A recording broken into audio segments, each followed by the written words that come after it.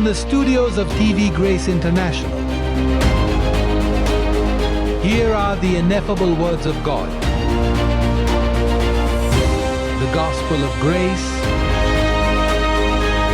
on the lips of the man Christ Jesus. Abba Father.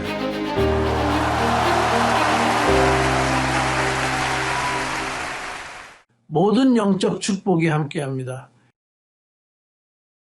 이날 여러분과 저는 지혜의 영을 받습니다. 에 대한 지식과 엔더 숨겨져 있던 미스터리. 하지만 이제 우리에게 밝혀진 것은 그리스도의 마음을 가진 우리들에게 말입니다. 지난주에 우리는 에베소서 1장 9절에 따르면 그는 자신의 뜻의 비밀을 우리에게 알려주셨습니다. 오늘은 그 미스터리 중 하나에 대해 이야기해 보려고 합니다. 즉, 사역 전반에 걸쳐 이해해야 합니다. 로마서 7장부터 시작하겠습니다. 하나를 향해 나아갑니다. 매우 흥미롭습니다. 여기에 열쇠가 있습니다. 이전에도 이에 대해 이야기한 적이 있지만 이를 이해하는 것이 얼마나 중요한지 알 수 있습니다. 말한다. 결혼에서 가져온 비유입니다. 형제들아 너희는 무지하느냐? 나는 율법을 아는 자들에게 말하노라. 율법이 인간이 살아있는 한 인간을 지배한다고 믿습니까? 로마의 한 커뮤니티가 무시당했습니다. 즉 그들은 예수 그리스도의 죽음의 의미에 대해 무지했습니다. 그래서 그들은 무지한 상태였습니다.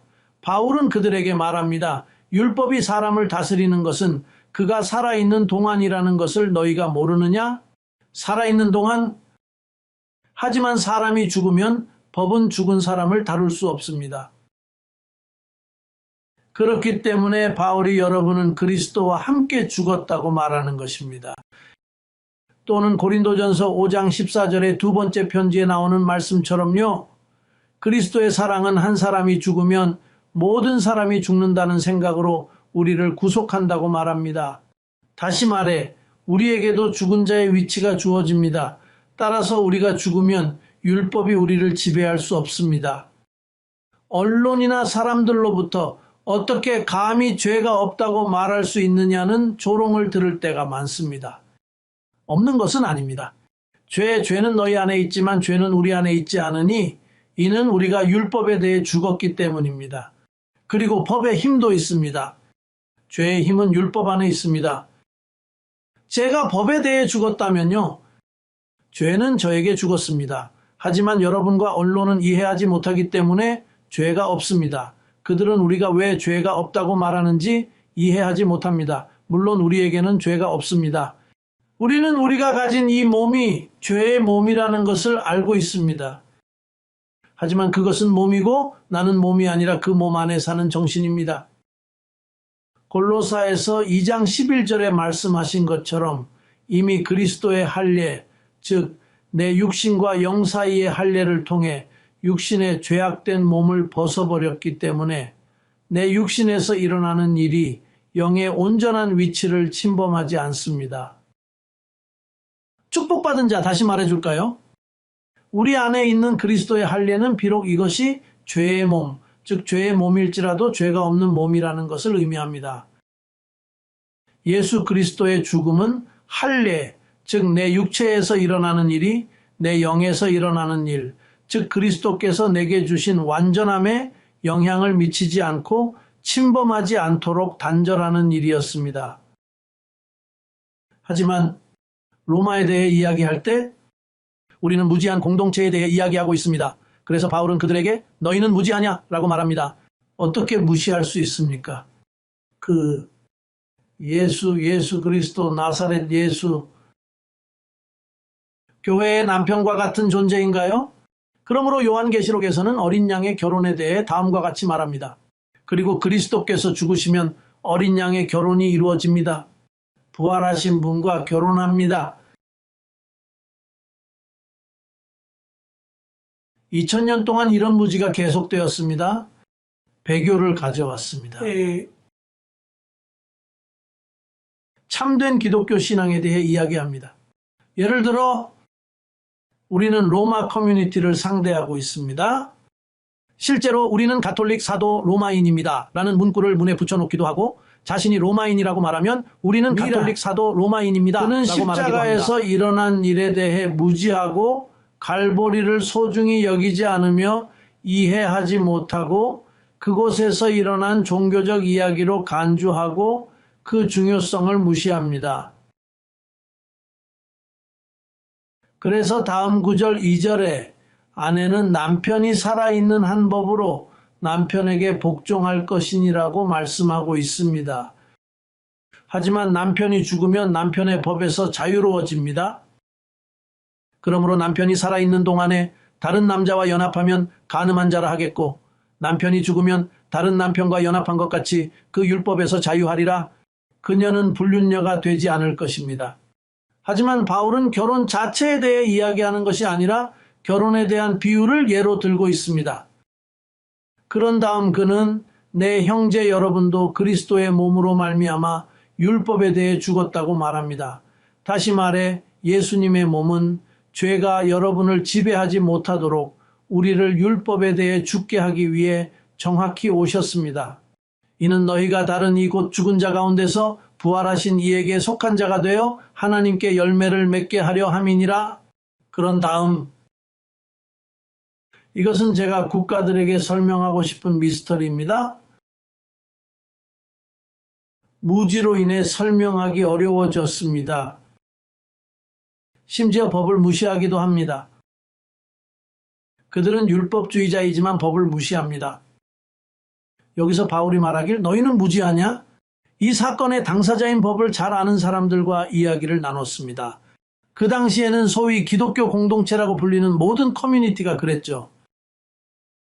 그런 다음 무슨 일이 일어날까요? 원인을 살펴보겠습니다.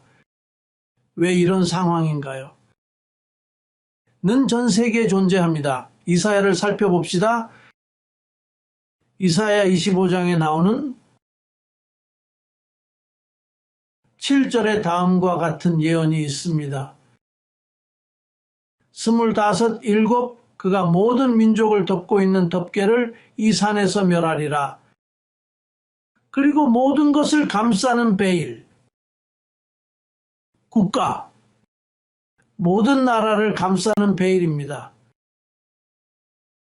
축복입니다. 내 형제여, 은혜 안에서 성장하는 나의 아들아, 너는 더 이상 그 조건에 속하지 않으며 그 베일이 없습니다. 그러나 국가에는 있습니다. 베일과 베일입니다. 보지 못하게 하시고 언약의 유익에 대해 무지하게 하십니다. 다음 구절인 8절에 보면 사망을 영원히 멸하실 것이라고 말씀합니다.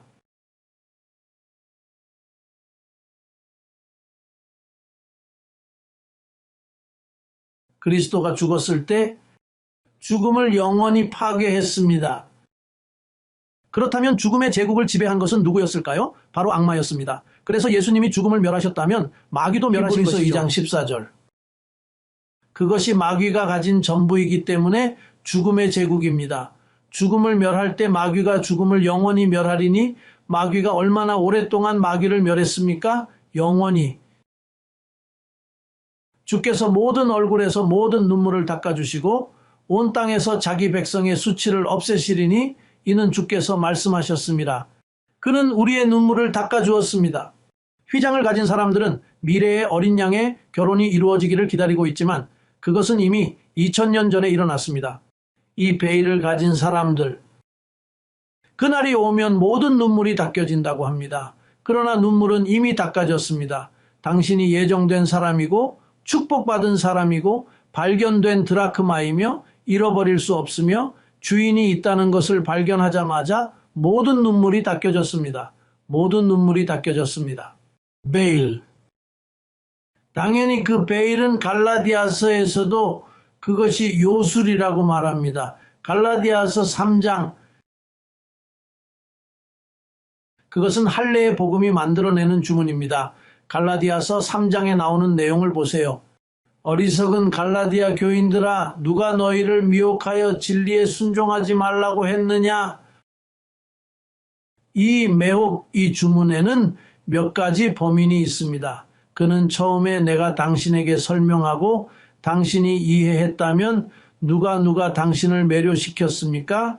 글쎄요, 우리는 사장의 책을 읽음으로써이 백성을 매혹시킨 것은 할례의 사도들, 나사렛 예수의 사도들이라는 것을 알고 있습니다. 그래서 그것은 조건입니다. 그것은 말합니다. 예수 그리스도가 이미 여러분들 가운데 분명히 나타나신 여러분 앞에 십자가에 못 박힌 것처럼, 다시 말해 신랑이 이미 십자가에 못 박힌 모습으로 제시되었다면 교회는 이미 신랑을 잃은 것입니다. 그래서 바울은 당신이 다른 사람에게서 태어날 수 있다고 말합니다. 축복받은 재혼을 해야 합니다. 저는 교회가 재혼해야 한다고 말합니다. 요한계시록 18장 7절에서 천사가 가톨릭 교회인 창녀를 꾸짖는 장면을 주목하세요. 를 예수님의 사도들이 시작한 교회에 바칩니다. 다음과 같은 문구를 주목하세요. 9절에서 18장 7절에 있습니다. 안녕 그녀, 연기 그녀에게 당신이 남편이 없다고 말했기 때문입니다. 당신은 부활한 자와 결혼하고 싶지 않았습니다. 십자가 이전이 아닌 십자가 이후에 재혼을 해보는 건 어떨까요? 그리고 창녀 로마 가톨릭 정신의 천사에게 대답하며 이렇게 말합니다. 7절에 있습니다. 자신을 영화롭게 하고 즐거움 속에 살았던 만큼 고통과 울음도 많았으니 마음속으로 이렇게 말합니다. 그는 마음속으로 개인에 대해 이야기하고 있다고 말합니다. 나는 여왕으로 앉아있지만 과부가 아닙니다. 알고 계십니까? 그분은 당신이 과부라고 말씀하십니다. 나사렛 예수를 의지하는 모든 사람들, 예수의 재림을 기다리는 모든 사람들, 나사렛 예수를 바라보는 모든 사람들이 과부입니다. 그들은 남편이 없습니다. 그들은 마음속에 예수 그리스도가 없습니다. 그들은 과부입니다. 개신교 시스템 전체가 가지고 있는 잘못된 개종입니다. 그래서 창녀는 여기서 이렇게 말했죠. 아니 내가 통치하고 있어요. 나는 왕비라고요. 저는 과부가 아닙니다. 그러나 천사는 그녀에게 당신은 과부라고 말합니다. 나사렛 예수가 죽었고 부활하신 예수와 결혼해야 했기 때문에 당신은 남편이 없습니다. 그러나 그들은 사도 바울에게 순종하지 않았습니다. 그들은 순종하지 않았습니다. 그래서 그들은 무엇을 했습니까? 그들은 나사렛 예수의 인격을 신비주의로 만들었습니다. 그들은 예수를 십자가에 못 박았습니다. 그들은 예수님의 성심을 만들었습니다. 묵주와 성체를 통해 세상을 감싸고 있는 모든 것들, 그들은 그 모든 것에 경합골과 상품을 발명했습니다. 반면에 참 남편은 두 손을 벌려 아내를 맞이하여 하나님을 위해 열매를 맺게 합니다. 로마서 7장 4절에 이렇게 나와 있습니다. 그러나 가톨릭 교회는 나사렛 예수를 일으켰습니다. 나사렛 예수의 형상을 만들었습니다. 그것은 신비주의를 만들었습니다. 그래서 내가 재림할 때 그들이 나를 보기가 어렵습니다. 그들은 나를 이해할 수 없습니다. 그들은 어떻게 그가 주님의 두 번째 현현이라고 말합니까? 그것은 불가능합니다. 그들의 마음속에 있는 것이 주술이라는 것을 알지 못합니까? 그것은 열방을 덮는 휘장이기 때문에 그들은 주님의 재림 때 주님을 볼 준비가 되어 있지 않습니다. 그들은 볼 수 없습니다. 그들은 분별력이 없습니다. 그들은 무지합니다. 그들은 무지한 공동체입니다. 무지한 개신교 공동체, 침례교 공동체, 복음주의 공동체, 오순절 공동체, 그들은 모두 영원한 무지 속에 있습니다. 그들은 베일을 쓰고 있습니다. 예를 들어 베일을 쓰고 걸어 다니는 것과 같습니다. 내 얼굴에 대고 말하길 날 따라오세요. 잘 보이니까요. 그러면 당신도 나와 함께 구덩이에 빠질 것이기 때문입니다. 내가 보지 못하면 우리 둘 다 망할 테니까요. 내가 무지하기 때문입니다. 그리고 또 할 수 없습니다. 그들은 우리가 나사렛 예수를 믿지 않는다고 생각하기 때문에 이것은 섬세하게 말해야 합니다. 반대로 우리는 그의 죽음을 기립니다. 우리는 그 비유를 이해합니다. 바울은 은혜 안에서 성장하는 사람들에게 부활하신 분과 결혼할 수 있다는 사실을 모르십니까? 라고 말할 필요가 없습니다. 아니, 우리는 그것을 무시하지 않습니다. 그리고 솔직히 말해서 제 말을 듣고 있는 여러분은 이 사실을 들어본 적이 없습니다. 그게 문제라면 부활하신 분과 결혼하고 나사렛 예수는 제쳐두자고 말해야 합니다. 그러나 문제는 그렇게 함으로써 나사렛 예수를 기쁘게 하는 것이 아니라 나사렛 예수를 불쾌하게 할 것이라고 생각한다는 것입니다. 마태복음에서 경고하셨기 때문입니다. 다음을 찾고 싶습니다. 여기에 이 짧은 글을 올립니다. 마태복음에서 그는 다음과 같이 경고했습니다. 눈을 마주치는 사람입니다. 저걸 봐요. 마태복음 21장 21절에 이렇게 적혀 있습니다. 43, 42번째도 살펴봅시다. 예수께서 그들에게 이르시되 너희는 경전에서 건축자들이 버린 돌이 모퉁이의 머릿돌이 되었다는 것을 읽지 못하였느냐고 말씀하십니다. 주님께서 이 일을 행하셨으니 우리 눈에 기이하지 않습니까? 그러므로 나는 하나님의 나라가 유대인 여러분에게서 빼앗겨 그 열매를 맺을 사람들, 즉 이방인들에게 주어질 것이라고 여러분에게 말합니다. 누구든지 이 돌에 넘어지면 산산이 부서지고 누구든지 이 돌에 부딪히면 산산이 부서질 것입니다. 이 돌에 떨어지는 사람은 누구든 그 돌이 다시 일어서는 것을 볼 때, 모퉁이의 우두머리가 되는 것을 볼 때 그 돌은 축복입니다. 하지만 33년 후를 생각하면 말이죠. 우리를 무너뜨리고 망가뜨립니다. 그렇기 때문에 우리는 무너지고 무너지는 종교 시스템을 보고 있습니다. 그들은 자신이 무엇을 믿는지조차 모릅니다. 그들은 수천 가지의 다른 교리를 가지고 있습니다. 는 끊임없는 혼란에 빠져 있습니다. 이해하지 못합니다. 그들은 서로 다르지만 축복받았습니다. 왜일까요? 그들은 나사렛 예수를 바라보고 있기 때문입니다. 그분을 바라보고 싶어도 바라볼 수 없습니다. 우리가 그분을 사랑하는 것은 그분이 십자가에서 우리를 위해 하신 일 때문이 아니라 그분을 기리기 위해서라는 것을 이해합니다. 그분이 원하시는 것은 부활하신 후 우리를 두 번째 현현으로 인도하는 것입니다. 달에 보내는 위성 왕복선 같은 것입니다.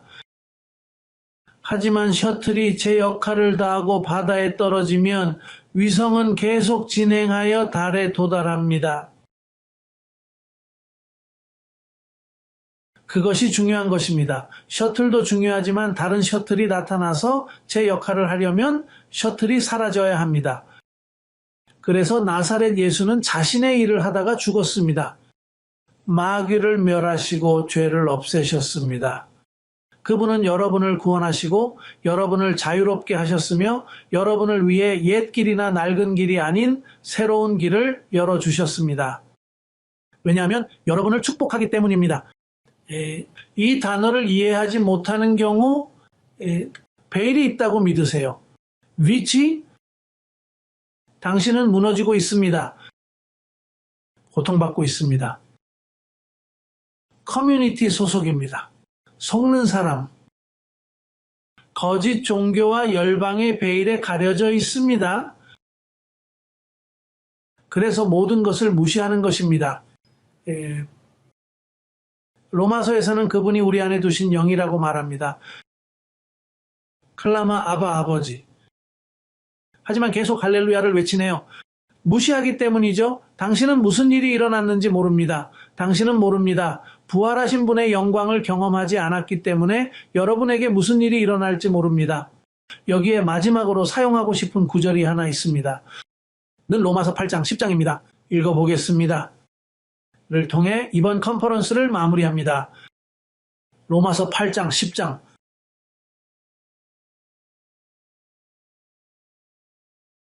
말한다?